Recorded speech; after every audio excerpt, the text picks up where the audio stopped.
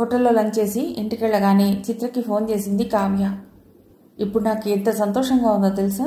ఆ మోసగాడి వల్ల ఇంకో అమాయకురాలు చిక్కకుండా ఈరోజు నేను అడ్డుపడ్డాను అంటూ జరిగింది చెప్పింది. గ్రేట్, కంగ్రాట్స్ అంది చిత్ర ఉత్సాహంగా. వాడు నాకు ఎదురైతే బాగుండును, వాడి చెంపలు వాయించాలనుంది. వాడు ఎంత కిలాడినో తెలుసా? ఫోన్లో ఎవరికో వాడి పేరు మహేష్ అని చెప్పుకుంటున్నాడు.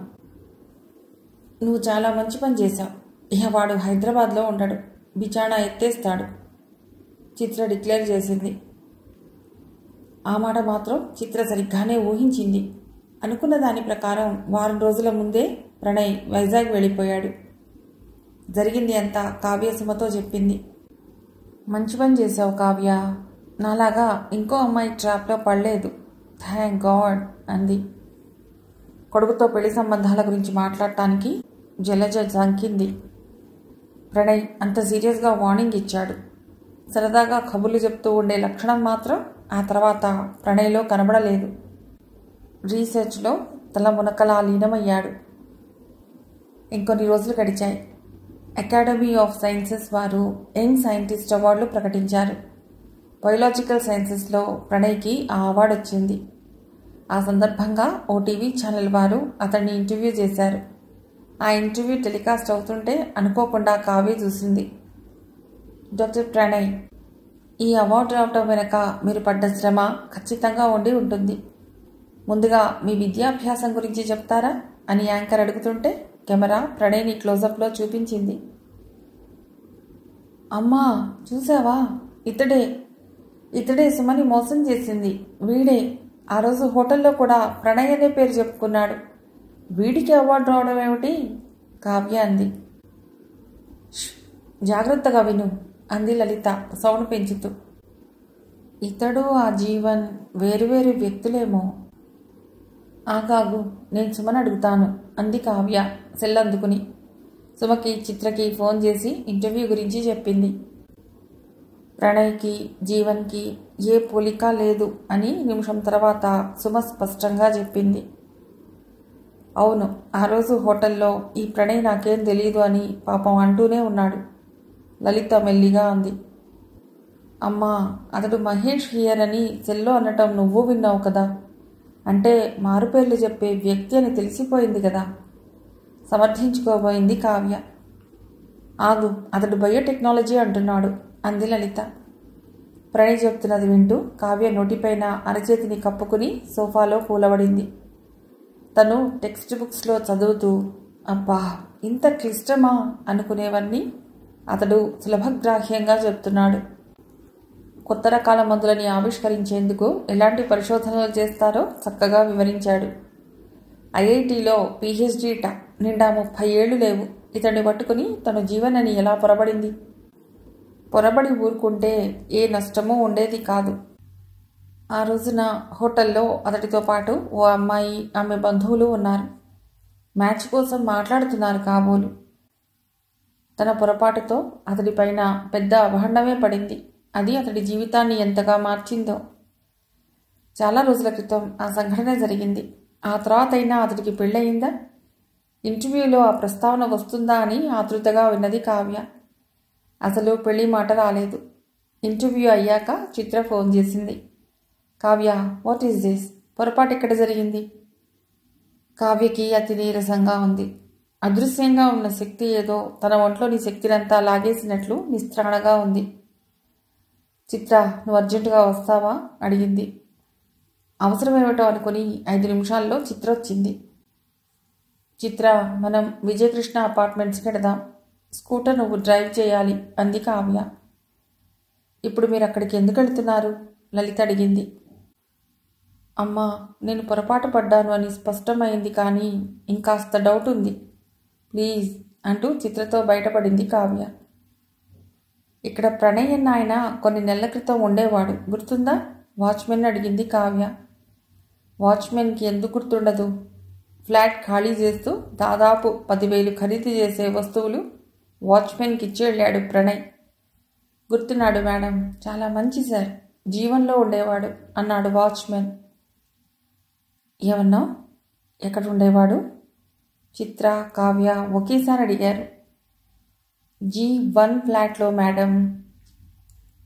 కన్ఫ్యూజన్ ఎలా కలిగిందో రేఖా మాత్రంగా అర్థమైంది వాళ్ళకి. ఊపిరి బిగబట్టింది.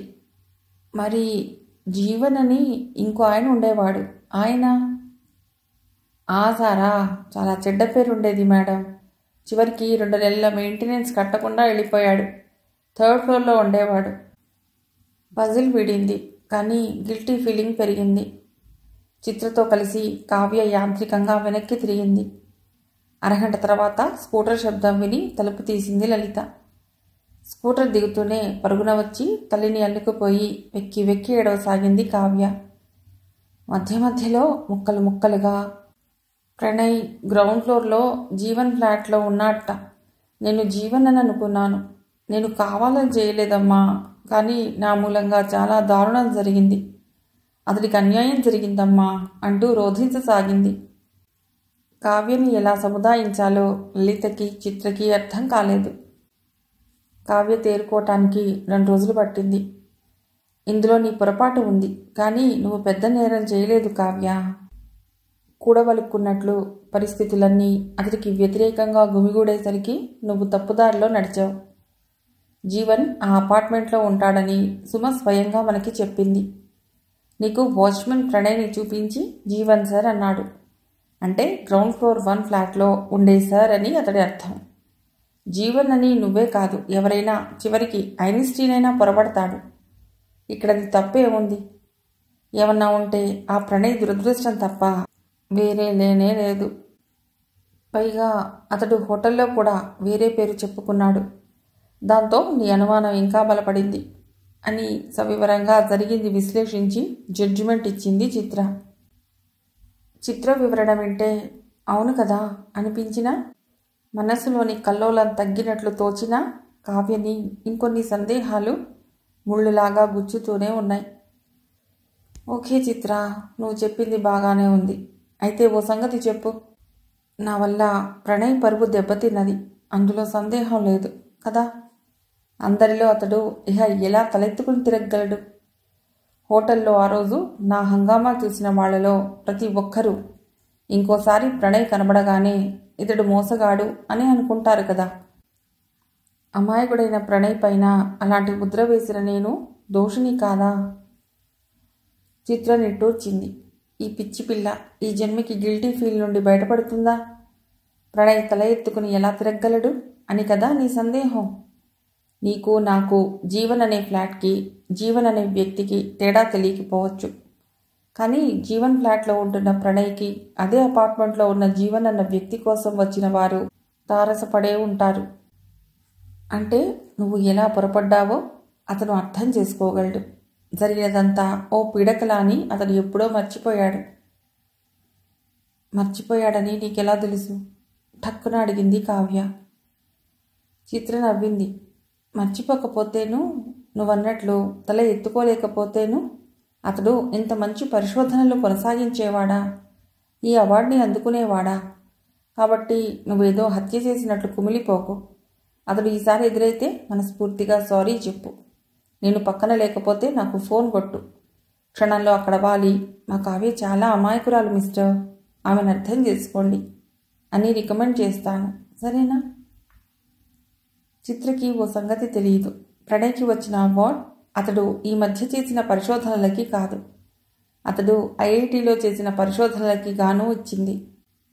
ఆ కారణంగానే అతడు ఇంటర్వ్యూలో ఐఐటిలో తన అనుభవాలని మాత్రమే చెప్పాడు. కానీ ఆ తర్వాత తాను ఏ కంపెనీలో పనిచేస్తున్నది చెప్పలేదు. దాంతో డాక్టర్ ప్రణయ్ అన్న వ్యక్తి ఐఐటిలో ఇప్పటికీ పనిచేస్తున్నాడు అన్న అపోహలో చిత్ర, కావ్య ఉన్నారు. చిత్ర మాటలతో కావ్య మొహం కాసింత వికసించింది. Thanks for your nice pep talk miss చిత్ర.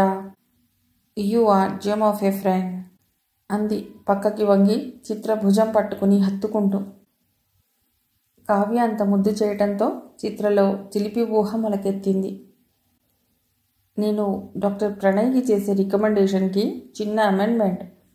మా కావ్య చాలా అమాయకురాలు మిస్టర్, ఆమెను అర్థం చేసుకుంటే బాగుంటుంది, అర్థాంగిని చేసుకుంటే ఇంకా బాగుంటుంది అని అంటాను. ఎలా ఉంది? ఊహ బాగుంది, కానీ ఆలోచించు. ప్రణయ్ నన్ను అర్థం చేసుకుంటాడన్న నమ్మకం నాకు లేనే లేదు. నేను కనబడగానే అతడు మరీ గొప్ప మంచివాడైతే తల తిప్పుకెడతాడు. కొంచెం ఎక్కువ మంచివాడైతే అసహ్యంగా చూస్తాడు. మంచివాడైతే నీకు బుద్ధి జ్ఞానం ఉన్నాయా అని చివాట్లు వేస్తాడు. మామూలు మనిషి అయితే చీవాట్లతో పాటు 2 పీకుతాడు. దురదృష్టం కాకపోతే G1 ఫ్లాట్, G1 మనిషి అన్న కన్ఫ్యూజన్ నాకే ఎదురవ్వాలా? కావ్య నిట్టూర్చింది. ఓ ఐడియా, చిత్ర అరిచింది. మనకి అతడి పేరు తెలుసు, ఇన్స్టిట్యూట్ పేరు తెలుసు, ఏరియా ఆఫ్ రీసెర్చ్ తెలుసు. నెట్లో వెతుకుదాం. అతడి అనుపాన్లు దొరికితే తర్వాత అతడిని ఎలా అప్రోచ్ అయితే బాగుంటుందో ఆలోచిద్దాం. కావ్య మొహం వికసించింది. ఇద్దరు కంప్యూటర్ దగ్గరికి పరిగెత్తారు. వాళ్ళకి తెలియదు కానీ అక్కడ కూడా వాళ్ళకి దురదృష్టం ఎదురయ్యింది. ఐఐటి వదిలాక ప్రణయ్ బేసిక్ రీసెర్చ్ చేయలేదు, ఇండస్ట్రియల్ రీసెర్చ్ చేశాడు. అంటే అతడు ఇప్పుడు చేస్తున్నవి వాణిజ్యపరంగా ఉపయోగపడే పరిశోధనలు. అంతేకాని జర్నల్స్కి పరిశోధనా పత్రాలు సమర్పించడానికి సరిపోయే పరిశోధనలు కావు.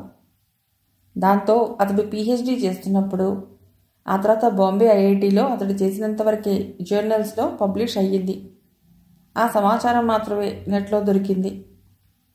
అంత వెతకగా ఐఐటిలో అతడు వాడిన ఈమెయిల్ ఐడి దొరికింది.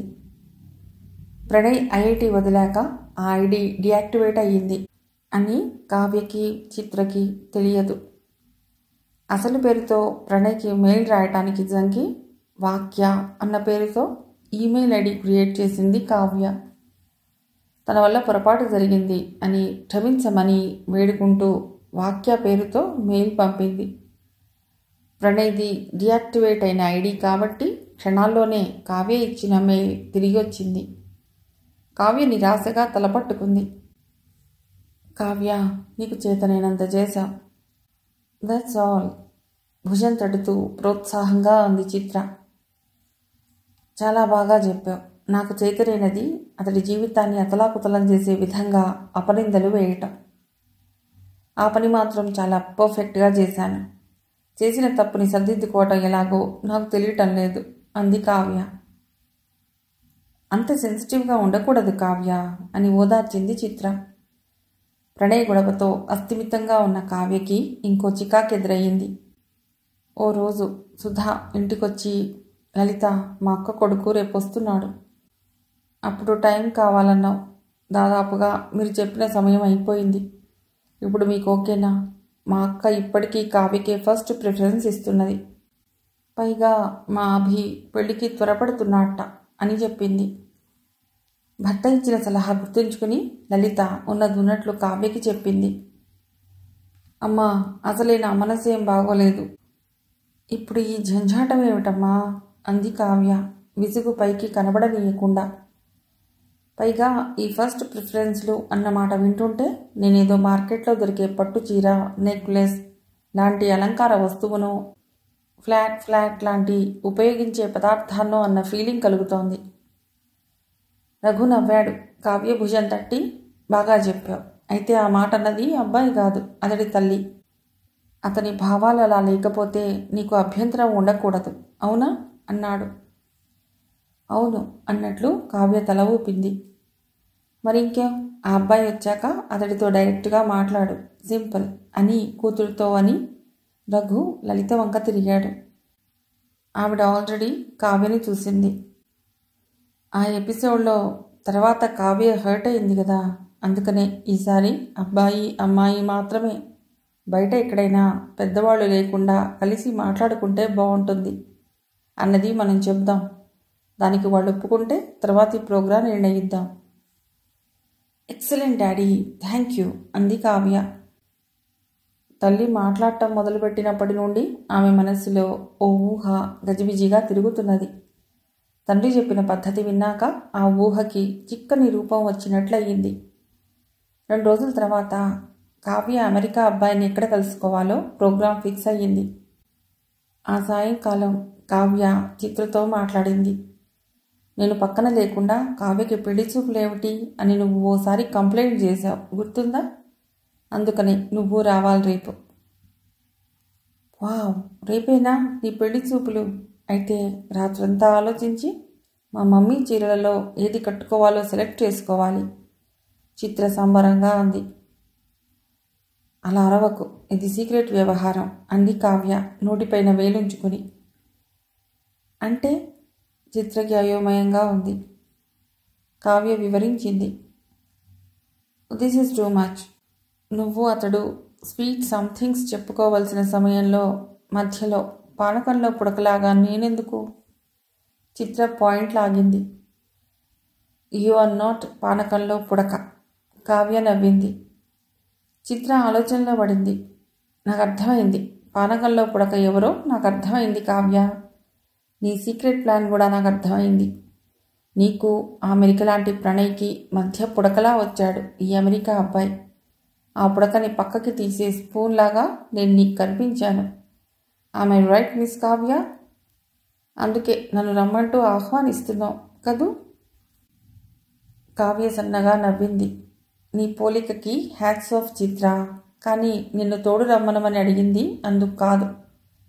ప్రణయ్ నా వల్ల ఎలా నష్టపోయాడో, ఎలా పరువు పోగొట్టుకున్నాడో అభిరామ్కి, అదే అమెరికా అబ్బాయికి చెప్పాలనుకుంటున్నాను.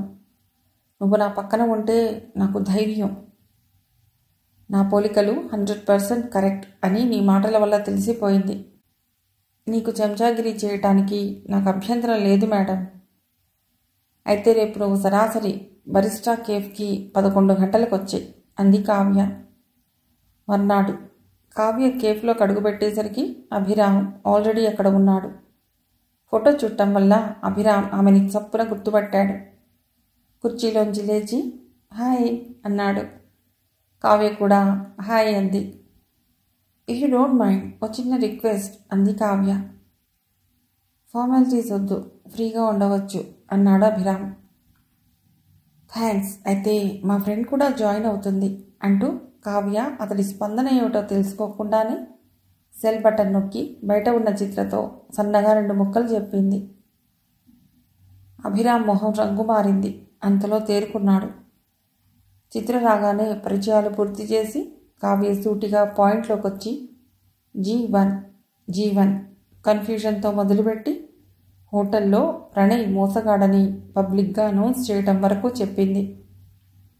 నా వల్ల అతడి పెళ్లి చెడిపోయిందేమో నాకు తెలియదు.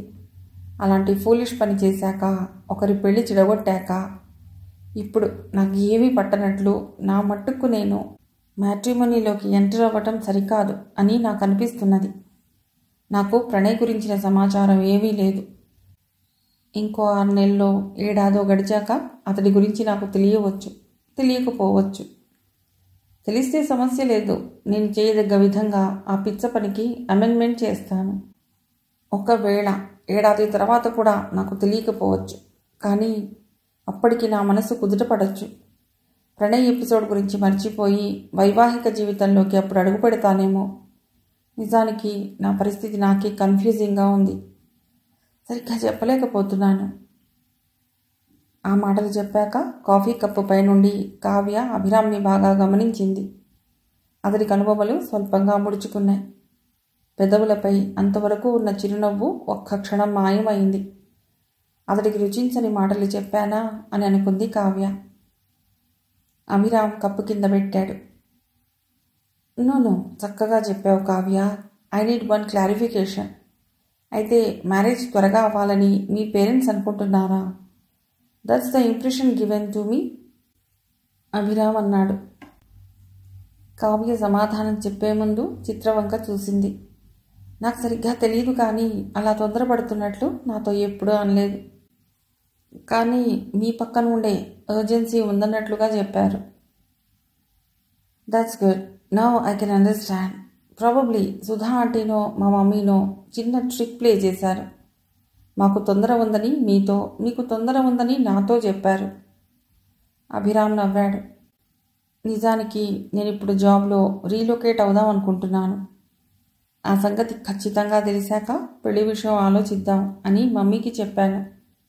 అయితే అవతల వాళ్ళు తొందరపడుతున్నారు. మనం డెసిషన్ లేట్ చేయకూడదు, బాగుండదు అని మమ్మీ అని నా వెనుక పడింది. చెప్పవలసింది అయిపోయినట్లు అభిరామ్ కుర్చీలో వెనక్కి వాలాడు. అంటే ఇప్పుడు ఏం చేయాలి? నాకు అర్థం కావటం లేదు, కావ్య అంది. చిత్ర మొదటిసారి గొంతు విప్పింది. అభిరామ్, మీకు తొందర లేదు. మా కావ్య కూడా ఆలోచించుకోవటానికి టైం కావాలంటున్నది. మరి ఆ విషయం పేరెంట్స్కి ఎవరు చెప్తే బాగుంటుంది? Okay, then I propose one thing. ఇప్పుడు మనం ఫ్రెండ్స్ లాగా కలుసుకున్నాం, కాఫీ తాగాం. నా రిలొకేషన్ ఇష్యూ సెటిల్ అయ్యాక, మీరు మెంటల్గా సెటిల్ అయ్యాక కలుసుకుందామని అప్పుడు అనిపిస్తే అప్పుడు ఇంకోసారి కలిసి మాట్లాడుకుందాం. ఓకే? మమ్మీకి నేను చెప్తాను. అభికి టైం కావాలిట అని మీ పేరెంట్స్కి చెప్పవచ్చు. ఎంత టైం అని అడిగితే నచ్చిన ఫిగర్ చెప్పండి. కావ్య మొహం వికసించింది. Thanks Abhiram, thank you very much. సెలవు తీసుకునే ముందు మెయిల్ ఐడి, ఫోన్ నంబర్ ఇచ్చి పుచ్చుకున్నారు. అభిరామ్ వెళ్ళాక, ఐఎమ్ వెరీ హ్యాపీ చిత్ర, ఇంకోసారి కాఫీ తాగుదామా అడిగింది కావ్య. Why not? సో సక్సెస్ఫుల్గా అభిరామ్కి నో చెప్పేశామన్నమాట, చిత్ర అంది. నీకు అలా అర్థమైందా? కాదు, ఇంకోలా అర్థమైంది. కానీ అది చెప్తే మర్యాదగా ఉండదేమో అని మార్చి చెప్పాను. ఎలా అర్థమైంది మేడం? కావ్య నిలదీసింది.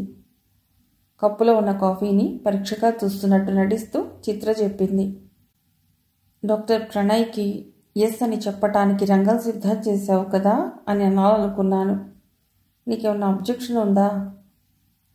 చేతిలో కప్పు చాలా బరువుగా ఉన్నట్లు నిస్సహాయంగా టేబుల్ పైన పెట్టింది కావ్య. ఎందుకు ఇలా సతాయిస్తావు చిత్ర? అతడికి నేను ఎస్ చెప్తానా లేదా అన్నది అప్రస్తుతం. అతడు నన్ను అసహ్యించుకుంటూ ఉంటాడు అన్నది వాస్తవం. మిగిలిన కథ తర్వాతి భాగంలో.